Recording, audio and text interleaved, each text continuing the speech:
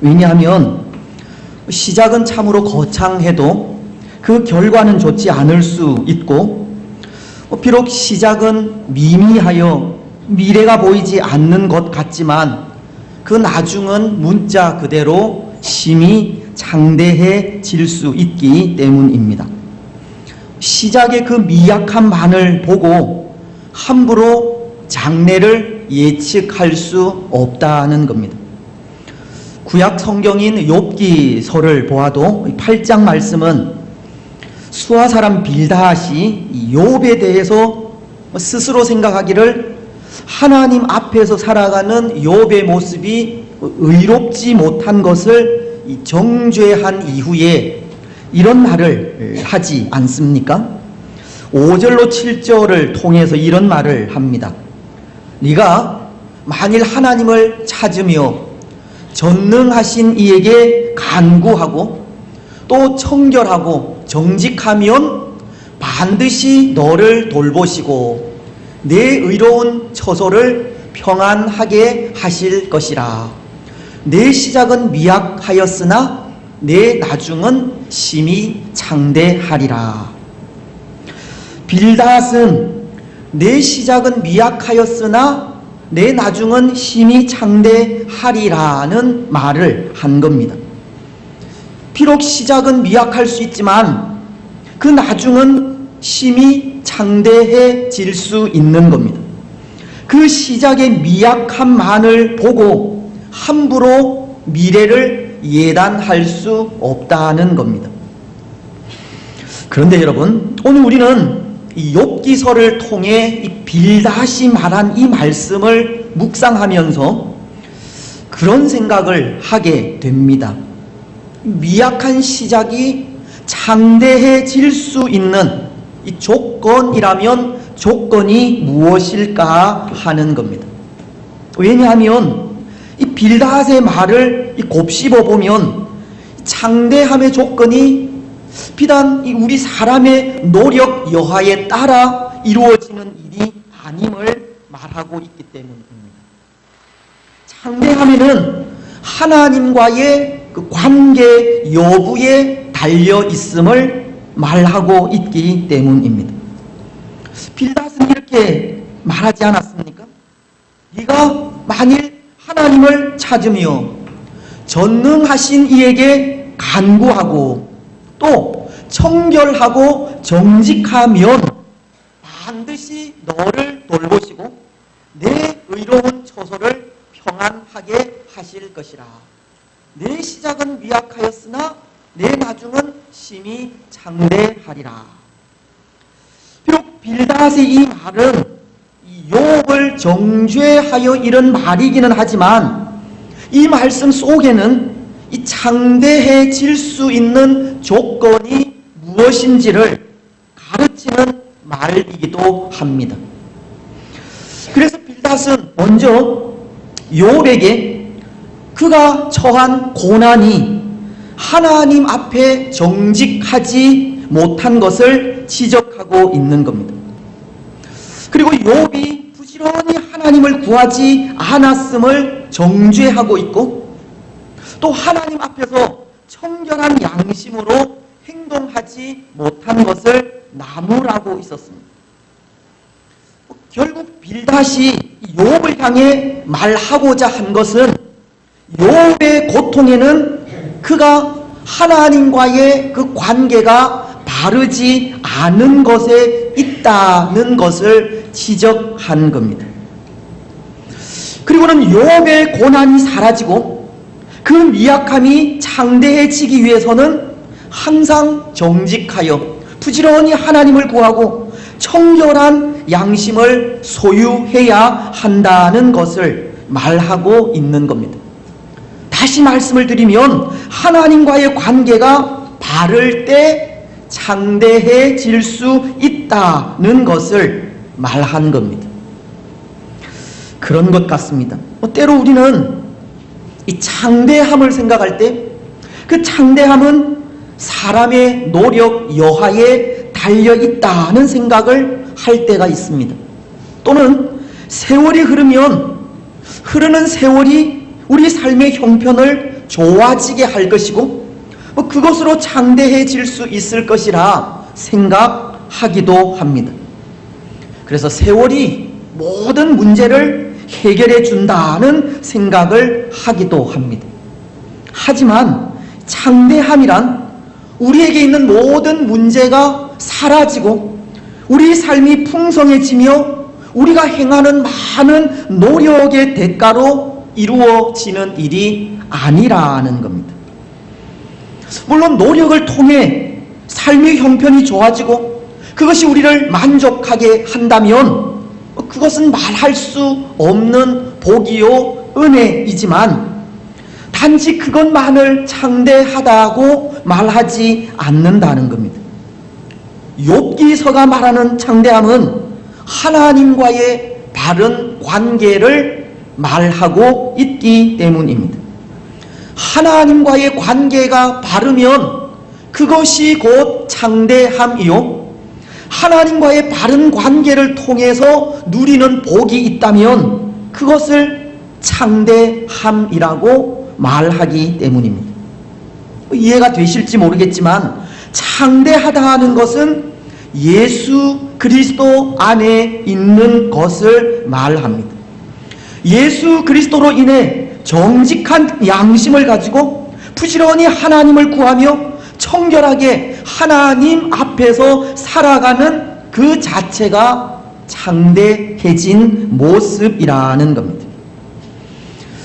그렇습니다. 사랑하는 여러분, 하나님 앞에서 정직한 양심을 가지고 부지런히 하나님을 구하며 청결하게 살아가는 그 자체가 창대함입니다. 비록 삶은 고통 가운데 있고 미약함 가운데 있을지라도 하나님과 바른 관계 속에 있다면 그것이 창대해질 수 있는 길입니다. 그래서 오늘 우리는 항상 하나님과의 바른 관계 속에서 살아가야 하고 하나님과의 바른 관계 속에서 오는 창대함을 누려야 합니다. 비록 빌닷이 욥을 향해 정죄하면서 정직하게 행하고 부지런히 하나님을 찾으며 청결한 양심을 가지기를 원하고는 있지만 오늘 우리는 이 말씀이 전하는 그대로 하나님 앞에서 정직히 행하고 부지런히 하나님의 은혜를 구하며 청결한 양심으로 살아가야 합니다. 그 삶이 창대한 삶이고 그 삶이 창대하게 하는 삶이기 때문입니다. 오늘 우리가 읽은 본문도 마찬가지입니다. 어쩌면 오늘 말씀은 참으로 미약한 시작이 이 창대한 결과를 가져온 일에 대한 것을 말씀하고 있는데요.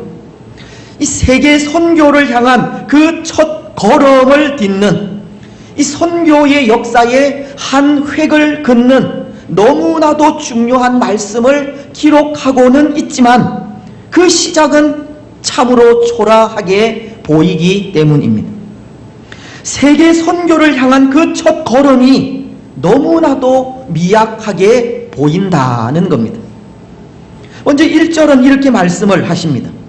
안디옥 교회에 선지자들과 교사들이 있으니 곧 바나바와 니게르라 하는 시므온과 구레네 사람 루기오와 분봉왕 헤롯의 젖동생 마나엔과 및 사울이라. 1절 말씀은 이제 막 태동된 안디옥 교회를 말씀하면서 이 선교의 시작이 당시 이 모 교회인 초대 예루살렘 교회로부터 시작된 것이 아니라 어쩌면 개척 교회와도 같은 이 안디옥 교회를 통해서 시작하고 있다는 것을 보여주는 겁니다.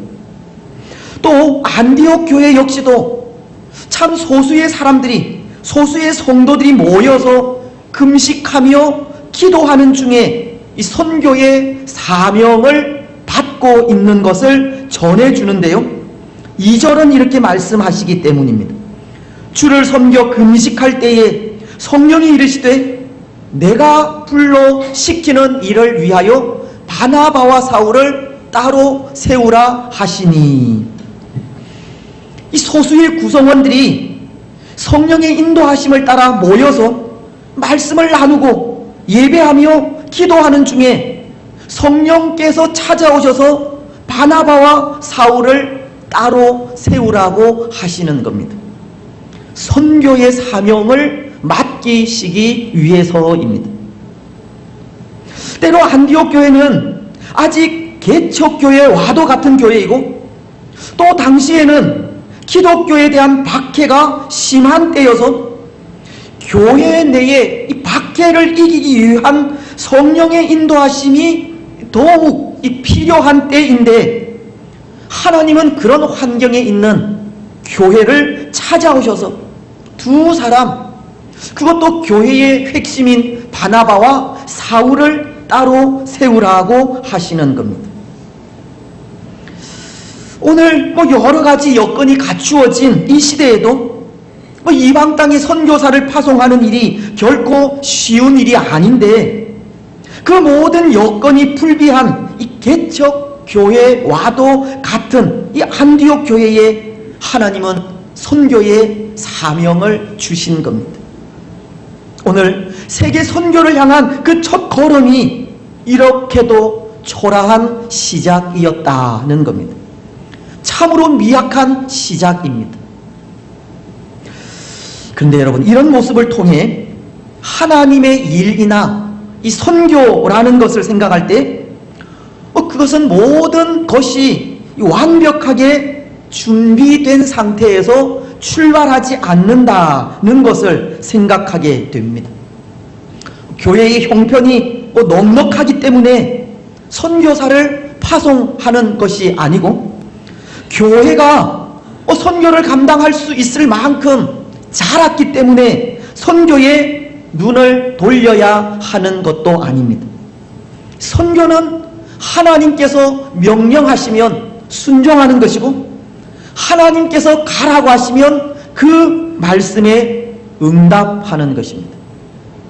그것이 선교요, 그것이 하나님의 일입니다. 그렇습니다. 하나님의 일은 이 모든 조건이 완벽하게 준비되었기에 하는 것이 아닙니다. 형편이 좋아서 하는 것도 아닙니다. 그 시작은 문자 그대로 초라할 수 있지만 하나님께서 하라고 하시면 하는 겁니다. 그래서 오늘 우리도 하나님의 일을 할 때 모든 것이 준비되고 난 이후에 하겠다라고 하는 생각을 가지고 있다면 그 생각을 바꾸어야 합니다. 우리의 형편이 나아지고 더 좋은 환경이 되어지면 하겠다, 그런 생각이 있다면 그 생각도 버려야 합니다. 하나님의 일은 하나님께서 명령하실 때 하는 것이기 때문입니다. 오늘 안디옥 교회도 보십시오. 여러 가지 여건이 불비함에도 성령께서 찾아오셔서 선교의 사명을 맡기실 때 그들은 자신들의 형편과 환경을 고려하지 않고 비록 미약하지만 말씀에 순종하여 그 발걸음을 시작하게 됩니다. 바나바와 사울 두 사람을 세워 선교사로 파송하고 있기 때문입니다. 오늘 3절은 이렇게 말씀하시는데요, 이에 금식하며 기도하고 두 사람에게 안수하여 보내니라. 그런데 여기 파송식도 보십시오. 얼마나 초라한지 모릅니다. 이들의 파송식에는 화려함도 많은 사람들의 후원도 없기 때문입니다. 그들의 발걸음을 축복하는 손길도 적기 때문입니다. 다만 금식하며 기도하면서 그 두 사람을 선교사로 파송하는 일밖에 없습니다. 사울과 바나바는 선교의 참 중요한 사명을 가지고 그 길을 떠나고 있지만 그 미래가 어떻게 될지 알지 못하는 참으로 미약한 시작을 하게 된 것입니다. 그런데 여러분, 이 미약한 시작이 어떻게 되었습니까? 시작이 너무 미약해서 돕는 사람들이 아무도 없어서 환난과 핍박이 많아서 그 일을 중도에 그만두고 말았습니까? 많은 사람들이 격려하지 않고 후원해 주지 않아서 낙심하여 그 걸음을 멈추었습니까? 결코 그렇지 않습니다. 그들의 이 발걸음은 중단되지도 멈추지도 않았고, 이 걸음은 이 3차에 이르는 전도 여행을 하기까지 계속 진행이 된 겁니다. 사도행전 18장 23절은 이렇게 말씀을 하시는데요, 얼마 있다가 떠나 갈라디아와 부르기아 땅을 차례로 다니며 모든 제자를 굳건하게 하니라. 이 바울이 제3차 전도 여행을 시작하는 그런 장면의 말씀입니다. 참으로 초라하게 시작된 선교의 발걸음은 이 중단 없이 계속 진행이 되었고, 그 초라한 시작이 이 3차에 걸쳐 전도 여행을 하기까지, 그리고 오늘 모든 민족, 모든 족속들에게 복음이 증거되기까지 심히 장대해진 겁니다. 그 초라한 시작이 오늘에 이르기까지 참으로 장대해지게 되었다는 겁니다. 그런데 여러분, 여기 이 장대함도 보십시오. 다른 것이 없습니다. 선교의 그 미약한 시작이 오늘 모든 민족, 모든 족속들에게 전파되는 장대함이 있기까지 다른 것이 없다는 겁니다. 선교를 시작한 사람들의 그 정직한 마음과 신실함에 있습니다. 그들의 그 간절한 기도에 있습니다. 우리는 앞서 욥기서를 통해 장대해지는 조건을 말씀하면서 하나님 앞에 정직히 행하고 하나님을 부지런히 구하며 깨끗한 양심으로 하나님 앞에서 살아갈 때 하나님과의 그 바른 관계가 창대하게 한다, 그렇게 말씀을 드렸듯이, 오늘 이 선교의 사명을 감당하고 있는 안디옥 교회 성도들의 그 정직한 마음과 신실함과 이 간절한 기도가 이런 장대함을 이루게 된 것입니다. 오늘 2절을 다시 보시면 이렇게 말씀하시지 않습니까?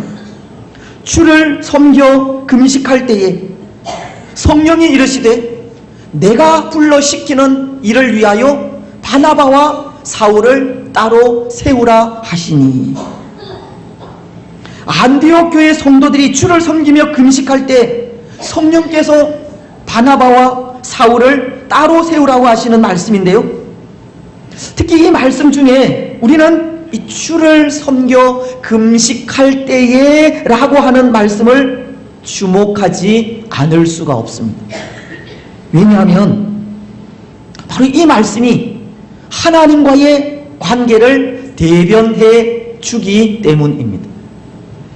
먼저 여기 섬기다, 섬겨, 섬기다 라고 하는 말은 두 가지 의미의 말로, 일반적인 의미로는 나라를 위해서 이 자비를 들여서 봉사하고 헌신한다는 그런 뜻인데요, 신실함이라고 하는 그런 의미의 말이고, 또 종교적인 의미로는 제사장들이 거룩한 그 하나님의 의식에 참여할 때 가지게 되는 깨끗한 마음, 깨끗한 양심이라고 하는 그런 뜻의 말입니다.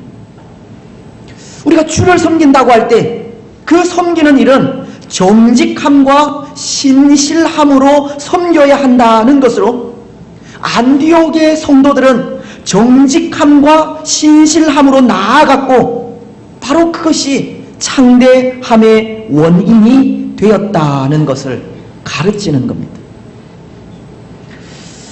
그렇습니다. 하나님을 섬기는 일에는 정직함과 신실함으로 나아가야 하고, 그 삶이 하나님께 인정을 받는 삶입니다.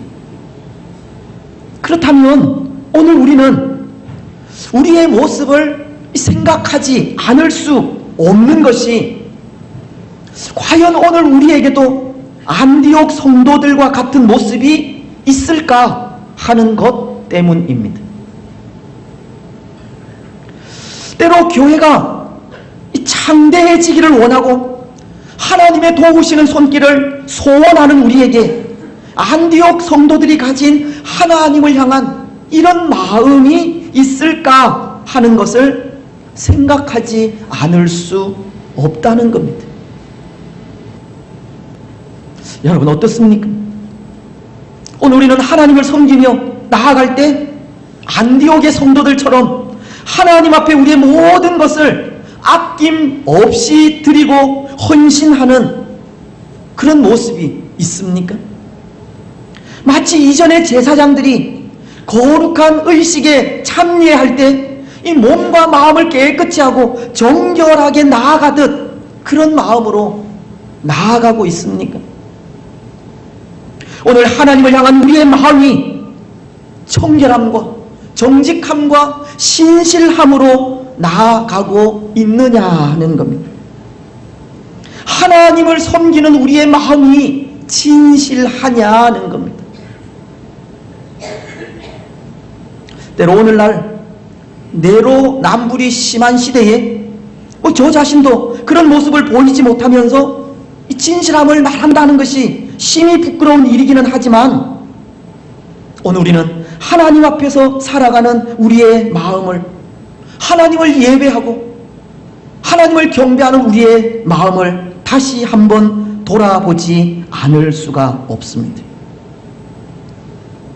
오늘 하나님은 우리에게 그런 마음을 요구하기 때문입니다. 미가서 6장 6절로 8절은 이런 말씀을 하시는데요.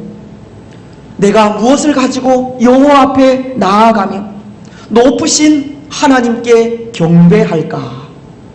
내가 번제물로 1년 된 송아지를 가지고 그 앞에 나아갈까? 여호와께서 천천의 순양이나 만만의 강물 같은 기름을 기뻐하실까? 내 허물을 위하여 내 맏아들을, 내 영혼의 죄로 말미암아 내 몸의 열매를 드릴까? 사람아, 주께서 선한 것이 무엇임을 내게 보이셨나니 여호와께서 내게 구하시는 것은 오직 정의를 행하고 인자를 사랑하며 겸손하게 내 하나님과 함께 행하는 것이 아니냐. 하나님께서 원하시는 것은 오직 정의를 행하고 인자를 사랑하며 겸손히 하나님과 함께 행하는 것입니다. 여러분, 오늘 하나님 앞에 우리의 모습이 이러하시기를 바랍니다. 정의를 행하고 인자를 사랑하며 겸손히 하나님과 함께 행하시기를 바랍니다. 오늘 안디옥의 성도들처럼 하나님을 섬기며 나아갈 때 정직하고 신실하시기 바랍니다. 또 하나, 오늘 안디옥 성도들에게는 이런 모습도 있었는데요. 정직하고 신실하게 하나님을 섬기며 나아갈 때 금식하면서 그 마음을 온전히 하나님께 드리고도 있었습니다. 2절이 주를 섬겨 금식할 때에 라고 하시기 때문입니다. 그런데 오늘 이 안디옥의 성도들이 금식하면서 나아가는 이것이 때로 바리새인들이 그들의 의를 드러내기 위해 하듯 하는 그런 금식이 아닙니다. 또 이 금식은 유대인들이 일주일에 2번씩 정기적으로 하는 그런 금식도 아닙니다. 이들의 이 금식은 사생결단의 금식이라고 해도 과언은 아닙니다. 왜냐하면 당시 교회가 당한 환난과 고난 때문입니다. 예측할 수 없는 교회의 미래 때문입니다. 비록 안디옥이라는 교회가 바나바와 바울된 사울이 지도하는 교회라고는 하나 아직도 개척교회와도 같은 미약한 교회이고 또 당신은 교회를 향한 핍박이 있었기 때문에 그 핍박을 견뎌 이기기 위해서는 하나님의 은혜가 절대적으로 필요했기 때문입니다. 하나님의 은혜 없이는 교회가 존립할 수 없는 위기에 있었기에 교회는 금식하면서 기도하지 않을 수 없었다는 겁니다. 그렇습니다. 사실 교회가 당한 위기의 순간들마다 기도를 통해서 그 위기를 이겨오지 않았습니까? 우리가 앞서 생각한 사도행전 12장의 말씀도 헤롯에 의해서 야고보가 순교하고 베드로마저 옥에 갇히는 그 위기 속에서 교회는 기도했고 기도로 그 위기를 벗어날 수 있었습니다. 사도행전 12장 5절은 이에 베드로는 옥에 갇혔고 교회는 그를 위하여 간절히 하나님께 기도하더라.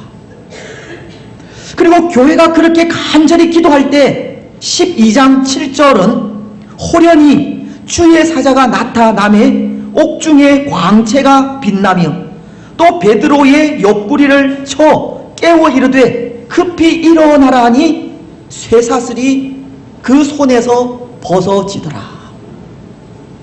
교회가 무너질 수 있는 그 절체절명의 위기 속에서 교회는 간절히 하나님께 기도하며 나아갔고 그때 하나님은 천사를 보내셔서 베드로를 옥에서 건져주신 겁니다.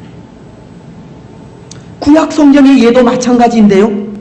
역대하 20장을 보면 유다의 왕인 여호사밧 때 모압과 마온과 암몬 자손들이 연합하여 유다를 침공한 적이 있습니다. 그런데 그때에도 왕인 여호사밧은 온 백성들과 더불어 이 금식을 선포하면서 하나님께 기도하며 나아갔습니다.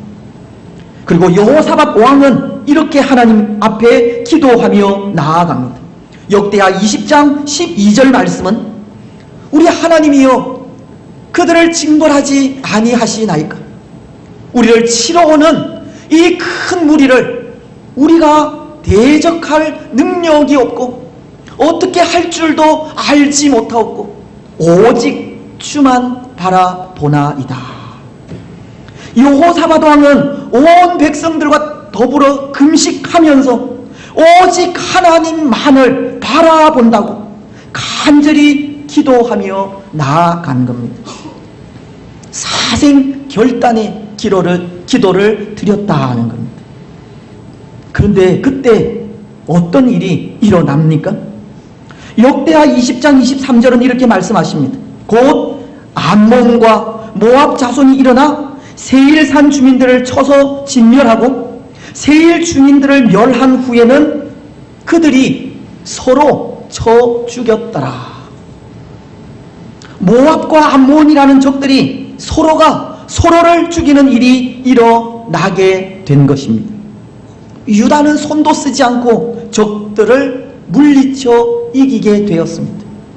사생결단의 기도가 유다를 구한 것입니다. 사랑하는 여러분, 오늘 우리에게 필요한 것도 이런 기도가 아닌가 합니다. 오늘 교회의 미래는 불확실하고 나라 또한 어려움에 처해 있을 때 교회인 우리가 해야 할 일은 사생결단의 기도라는 겁니다.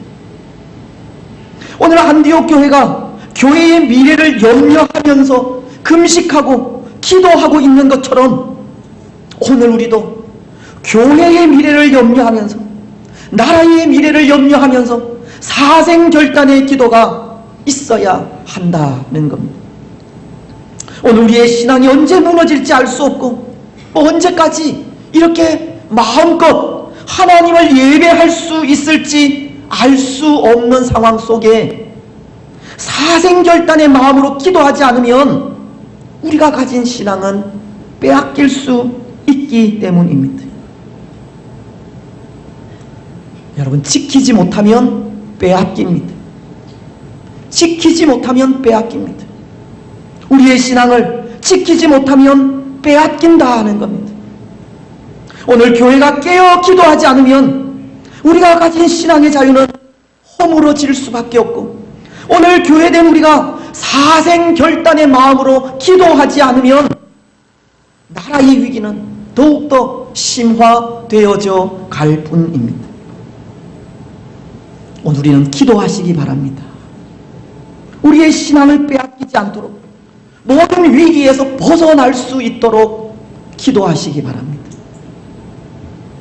오늘 안디옥의 성도들이 교회를 영위하며 금식할 때 오히려 하나님은 선교사를 파송하게 하셔서 교회를 창대하게 하시듯 우리 역시도 기도를 통해 창대해지는 은혜를 누리시기 바랍니다. 이제 말씀을 맺겠습니다. 사랑하는 여러분, 시작은 미약하지만 그 미약한 시작은 언제든지 창대해질 수 있습니다. 하나님과의 바른 관계를 통해서입니다. 하나님 앞에 정직하고 신실하게 살아갈 때입니다. 하나님 앞에 사생결단의 기도로 나아갈 때입니다.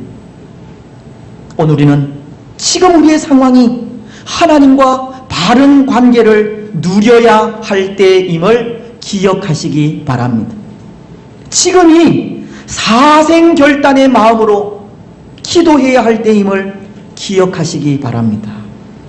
그래서 하나님과의 그 바른 관계와 사생결단의 그 기도를 통해서 비록 지금은 미약함 가운데 있지만 우리의 나중은 심히 창대해지는 그런 은혜가 있기를 주님의 이름으로 축복합니다. 아멘.